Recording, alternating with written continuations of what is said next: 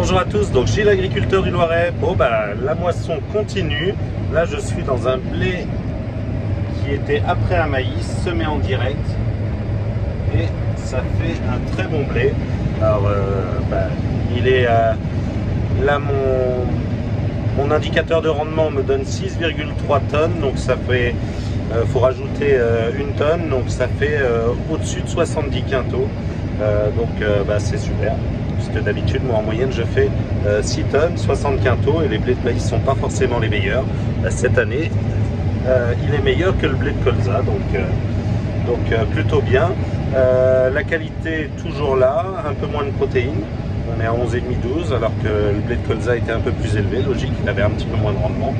Je suis très content, ça se passe super bien. Là, on avance à 7-8 km/h. 6,5-7, ça se bat très bien. Ça, c'est l'avantage des mélanges de plusieurs variétés de blé, puisque c'est vrai que ça tombe mieux au niveau de la coupe, ça a tendance à mieux rentrer. Très content de cette récolte. Bon, vous voyez, ça se remplit derrière. Ouais. Mon carreau est un petit peu sale. Donc là, c'est mon deuxième jour de récolte. Normalement ce soir je vais avoir fait à peu près la moitié de mes blés.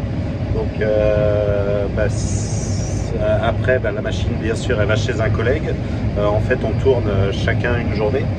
Alors certains vont me dire oh, c'est de la folie, si vous n'avez pas votre moissonneuse tout seul, comment est-ce que vous faites? En fait avec la moissonneuse batteuse de la Cuma, moi la moisson des blés c'est 4 jours. Là je vais avoir fait 2 jours, je vais avoir fait la moitié de mes blés en 2 jours. Et il me reste 2 jours à faire, ils vont être un petit peu plus tard, sûrement après les pluies. Et l'objectif c'est que tous les adhérents de la Cuma aient fait au moins la moitié de leur blé avant les premières pluies. Alors avoir une machine seule, ce serait aussi possible. Mais dans ce cas-là, j'aurais une machine beaucoup plus petite, beaucoup moins performante, parce que sinon le coût serait trop élevé. Et concrètement, au lieu d'avoir juste 4 jours de moisson dans les blés, j'aurais peut-être 6 à 7 jours, peut-être 8 jours. Donc finalement, je finirai pas beaucoup plus tôt. Donc voilà pourquoi est-ce que je préfère être en Cuma. Parce que les jours où je suis pas en moisson, les jours où je suis en moisson, on déblaye pas mal d'hectares. Hier, on en a fait 35. Attendez, hop.